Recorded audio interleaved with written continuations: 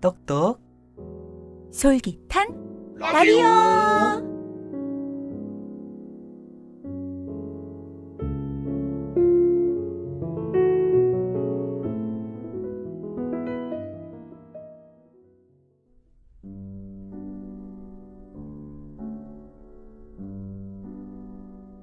별 이병기. 바람이 선을 도하여 뜰 앞에 나섰더니 서산머리의 하늘은 구름을 벗어나고 산뜻한 초사을달이 별과 함께 나오더라. 달은 넘어가고 별만 서로 반짝인다. 저 별은 네 별이며 내 별 또한 어느 게요. 잠자코 호울로 서서 별을 헤어 보노라.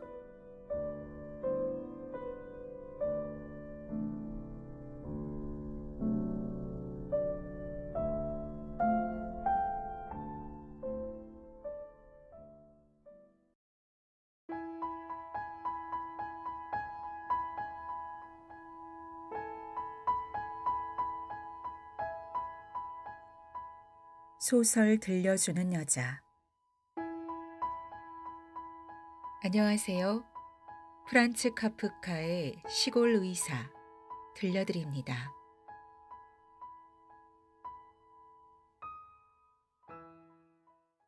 시골 의사, 프란츠 카프카. 나는 몹시 당황했다. 급히 가야 할 곳이 있었던 것이다. 중환자 한 사람이 10마일 떨어진 마을에서 기다리고 있었는데 그와 나 사이의 넓은 공간을 거센 눈보라가 채우고 있었다. 마차는 있었다. 우리 시골길에 알맞은 가볍고 바퀴 큰 것이었다. 털옷을 꼭꼭 동여 입고 의료기 가방을 든 채 나는 여장을 갖추고 이미 뜰에 서 있었다. 그런데 말이 없었다. 말이. 내 말이 이 얼어붙은 겨울날 힘에 부쳤는지 간밤에 죽었다. 하녀가 말을 한 필 빌리려고 지금 마을을 이리저리 뛰어다니고 있다. 허나 나는 가망이 없다는 것을 알았다. 눈은 점점 더 덧싸여 점차 운신조차 할 수 없어지는데 나는 속절없이 그곳에 서 있었다. 대문에 하녀가 혼자 나타나 등불을 가로저었다. 당연하지. 누가 지금 이런 길에 말을 내주겠는가. 나는 다시 한번 뜰을 가로질러 걸었다. 아무런 가능성도 찾아내지 못하고 망연히 괴로움에 잠겨서 벌써 여러 해 사용하지 않은 돼지우리의 망가진 문을 발로 걷어찼다. 문이 돌적 위에 걸린 채로 삐그덕거리며 열렸다 닫혔다 했다. 말에 그것 같은 온기와 냄새가 흘러나왔다. 흐릿한 축사등이 그 안에 끈에 매달려 흔들거리고 있었다. 남자 하나가 낮은 칸막이 너머로 웅크린 채 푸른 눈에 맨 얼굴을 보였다. 말을 메어드릴까요? 네 발로 기어 나오며 그가 물었다. 나는 무슨 말을 해야 할지 몰라 무엇이 축사 안에 또 있나 보기 위해 몸을 굽혔을 뿐이었다. 하녀가 내 곁에 서 있었다. 자기 집안에 무슨 쓸만한 물건이 있는지도 모르고들 지내는군요. 해서 우리 둘은 웃었다. 어이 형, 어이 누이. 마부가 외치자 말 2마리가 힘차고 옆구리 탄탄한 놈들이 2마리는 몸통에 바싹 오그려 붙인 채 모양 좋은 대가리들은 낙타처럼 숙이고 몸통을 비트는 힘만으로 몸뚱어리가 여지없이 꽉 차는 문틈으로 비비적거리며 나왔다. 그러나 이내 그놈들은 똑바로 섰다. 껑충하게 콧김을 거세게 내어 쉬는 몸으로 저 사람을 도와주오. 내가 말하자 말 잘 듣는 하녀는 서둘러 마부에게 마구를 건네주었다. 그런데 하녀가 그의 곁으로 가자마자 마부가 그녀를 껴안으며 자기 얼굴을 그녀의 얼굴에 부벼대었다. 그녀가 비명을 지르며 내게로 도망쳐 오는데 그녀의 뺨에는 빨갛게 두 줄로 이빨 자국이 나 있다. 이런 짐승 같은 놈. 나는 화가 나 소리쳤다. 채찍으로 얻어맞고 싶으냐? 그러나 곧 그가 낯선 사람이라는 것. 나는 그가 어디서 왔는지도 모르는 데다 그는 어느 누구도 나서지 못하는 판국에 자발적으로 나를 돕는다는데 생각이 미친다. 그는 나의 생각을 알고 있기라도 한 듯 나의 협박 따위는 대수롭지 않게 여기면서 계속 말을 다루는 데만 열중하며 나를 한번 힐끗 돌아볼 뿐이다. 그러고는 타시지요 하는데 정말로 모든 것이 준비되어 있었다. 아직껏 한 번도 그런 멋진 마구를 갖추고 타본 적은 없었다는데 생각이 미치면서 나는 즐겁게 마차에 오른다. 아무래도 말 모는 일은 내가 해야 하겠는걸. 자네는 길을 모를 테니. 내가 말했다. 물론 입죠. 그가 말했다. 저는 함께 타고 가지도 않습니다요. 로자 곁에 있겠는데쇼. 안 돼요. 로자가 외치면서 그녀의 피할 수 없는 운명을 분명히 예감하여 집 안으로 달려가는데 그녀가 거는 문고리 사슬에 철그럭 소리가 들린다. 그녀가 그것도 모자라 마루에서 또 온 방들을 뛰어 돌아다니며 자기를 못 찾도록 불이란 불은 다 끄는 것이 보인다. 자네도 같이 가든가. 내가 마부에게 말한다. 아니면 내가 그만두겠네. 그렇게까지 절박한 것은 아니니 마차를 타고 가는 대가로 저 처녀를 내줄 생각은 조금도 없어. 이랴 하며 그가 손뼉을 치자 마차는 물살에 휩쓸린 나무 토막같이 마냥 쏜살같이 내달린다. 내 집의 문이 마부의 돌격으로 와지끈 부서지는 소리를 아직 나는 듣는다. 그런 다음 내 눈과 내 귀는 오관을 고루 파고드는 굉음으로 채워졌다. 그러나 그것도 잠시뿐이었다. 나의 집 대문 앞에 곧바로 환자 집의 마당이 열리기라도 한 듯 나는 벌써 도착해 있었던 것이다. 말들이 조용히 멈추었다.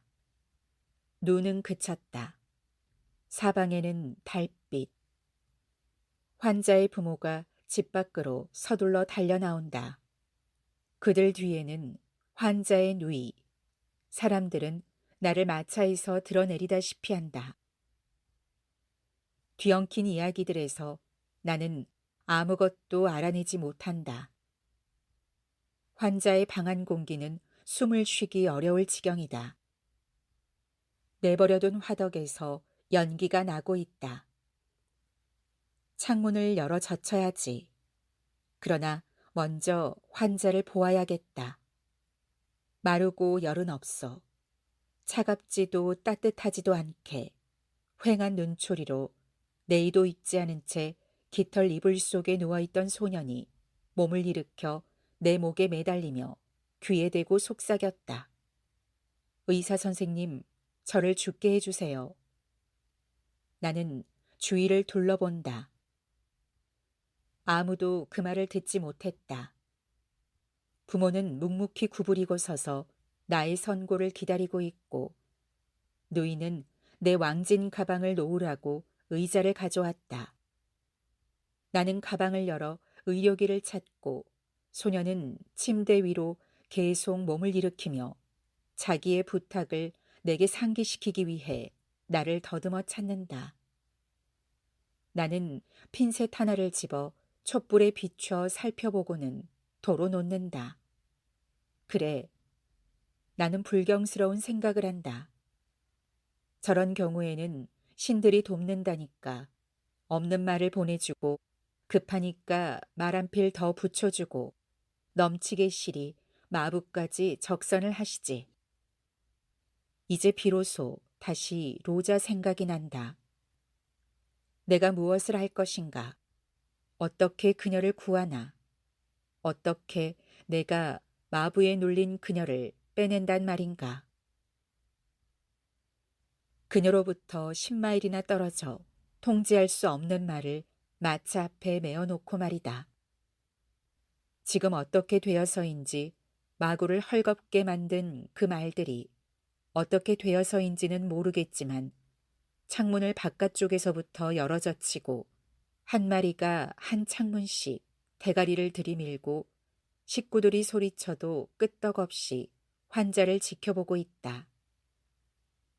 곧 돌아가야지 하고 나는 말들이 떠나라고 권하기나 하는 듯이 생각했으나 내가 후텁지근함에 질려 있다고 믿은 누이가 내 털 외투를 벗기는 것을 그냥 내버려 두었다. 럼주도 한 잔 나오고 늙은 아버지가 내 어깨를 두드린다. 자식을 내맡겼으니 이런 허물없는 태도가 괜찮은 것이다. 나는 머리를 흔든다. 노인의 소견이 좁은 것이 역겨운 것이리라. 오직 그런 이유에서 나는 마시기를 거절한다. 어머니가 침대 곁에서 나를 그리로 오라고 한다. 나는 다가가 말 한 마리가 방 천장을 향해 커다랗게 힝잉거리고 있는 사이 머리를 소년의 가슴에 댔고 내 젖은 수염 때문에 소년은 몸을 떤다. 짐작했던 대로다. 소년은 건강한 것이다. 약간 혈색이 나쁘고 걱정하는 어머니가 커피를 흠뻑 먹여놓았을 뿐 건강하고 그저 발길로 뻥차 침대 밖으로 몰아내는 것이 상책일 것이다. 하지만 내가 세계를 개선하는 사람이 아닌 바에야 누워있게 내버려 두자. 나는 구역에 고용되어 있는데 이건 너무하다 싶은 지경까지 나의 의무를 수행하고 있다. 봉급은 적은데도 나는 가난한 사람들에게는 인색하지 않고 그들을 도와주는 것을 좋아한다. 아직 나는 로자를 돌보아야 하고 그 다음에야 소년이 권리가 있을 터이며 나 역시 죽고 싶다. 여기 이 끝없는 겨울에 내가 무엇을 하겠는가? 내 말은 죽었고 내게 자기 말을 빌려줄 사람은 마을에는 없다. 돼지우리에서 마차에 맬 마소를 끌어내어야만 한다. 만일 그것이 우연히도 말이 아니었다면 나는 암퇴지를 타고 달려왔을 테지. 일이 그렇다. 나는 식구들을 향해 고개를 끄덕였다. 그들은 그 사정을 모른다. 설령 그들이 사정을 알았더라도 믿지 않을 것이다. 처방전을 쓰기는 쉬우나 사람들과 의사소통을 하기는 어렵다. 자, 그럼 여기서 내 방문은 끝난 것 같다. 사람들이 또다시 나를 헛수고 시킨 것이다. 그런데 나는 익숙해져 있다. 야간 비상종의 덕분으로 관할 구역 전체가 나를 고문한다. 그러나 이번에는 내가 로자까지 내주었으니 그 어여쁜 소녀는 여러 해 나의 주목을 받지 않았으나 내 집에서 살아왔는데 이 희생은 너무 크다. 하니 나는 이 일을 아무리 선의를 가져봐야 내게 로자를 돌려줄 수 없는 이 가족에 매달려 애쓰지 않으려면 자구책으로 꼬치꼬치 따져 머릿속에서 어떻게든 정리해야만 한다.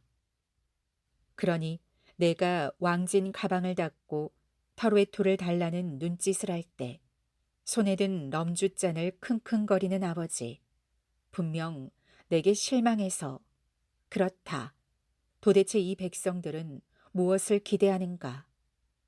눈물을 머금고 입술을 깨무는 어머니, 피가 많이 묻은 손수건을 흔드는 누이, 온 가족이 함께 모여 서 있는데 나는 어떻게 해서인지 사정에 따라서는 소년이 어쩌면 아프다고 시인할 태세를 갖고 있었다. 내가 소년에게 다가가자 소년은 내가 금방 기운 날 국이라도 갖다 주는 양 나를 향해 미소 짓는다. 아, 이제 말 두 마리가 히힝거리는구나. 그 소음이 높은 데서 나니 아마도 진단을 쉽게 해주나 보다. 그리하여 나는 이제 발견한다. 정말로 소년이 아프다는 것을. 그의 오른쪽 옆구리, 허리께에 손바닥만한 크기의 상처가 벌어져 있었다. 상처는 여러 가지 농담의 장밋빛, 깊은 곳은 진하고 가장자리께로 올수록 옅어지며 고르지 않게 모인 피로 연하게 오돌도돌한 것이 파헤친 광산처럼 열려 있었다. 그것은 멀리서 본 모양이다.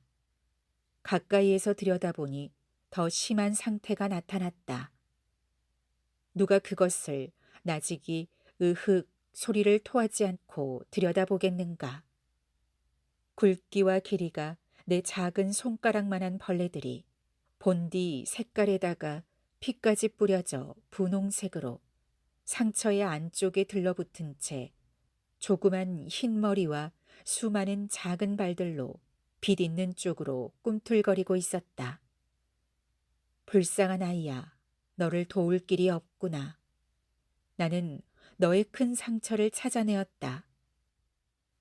네 옆구리에 이 꽃으로 말미암아 너는 죽을 것이다. 가족들은 행복하다. 내가 일하고 있는 것을 보는 것이다. 누이가 어머니에게 내가 일하고 있다고 이야기하고 어머니는 아버지에게, 아버지는 발꿈치를 든 채 펼친 두 팔로 중심을 잡으며 열린 문에 달빛을 지나 들어오는 몇몇 손님들에게 이야기한다. 저를 구해 주시겠지요. 자기 상처 속에 있는 생명체에 압도되어 훌쩍이며 소년이 속삭였다.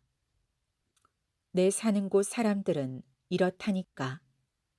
언제나 불가능한 일을 의사한테 요구하지. 오랜 신앙을 그들이 잃어버렸다. 신부는 집에 들어앉아 미사복이나 하나씩 가닥가닥 풀어뜯는데 의사는 모론지기 부드러운 외과의의 손으로 모든 것을 해내라는 것이다. 자, 그럼 좋으실 대로. 내 쪽에서 나선 것이 아닌 바에야 너희가 나를 성스러운 목적에 쓴다면 나도 되는 대로 내버려 두겠다. 무슨 더 나은 것을 내가 바라겠는가. 하늘을 강탈당한 늙은 시골 콩이가. 그러자 식구들과 촐로들이 와서 내 옷을 벗긴다. 선두의 선생이 선 학교 합창대가 집 앞에 서서 이런 가사에 극도로 단순한 멜로디를 노래한다. 그의 옷을 벗겨라. 그러면 그가 치료하리라. 그러고도 치료하지 않거든 그를 죽여라. 그건 그냥 의사. 그건 그냥 의사. 그러고 나서 나는 옷을 벗기었고 수염 속에 손가락을 넣고 숙인 머리로 사람들을 응시한다. 나는 어디까지나 침착하고 그들 모두보다 우월하고 앞으로도 그럴 것이다. 그러함에도 불구하고 그러한 사실이 아무런 도움이 되지 않는다. 이제 그들이 내 머리와 두 발을 잡아 나를 침대 속에 들여다 놓았으니 말이다. 담벼락에다 상처의 곁에다 그들은 나를 내려놓는다. 그런 다음 모두 방을 나가고 문이 닫히고 노래가 잠잠해진다. 구름이 달을 가리운다. 친구가 따뜻하게 나를 감싸고 있고 창 구멍 안에는 말 대가리들이 그림자처럼 흔들리고 있다.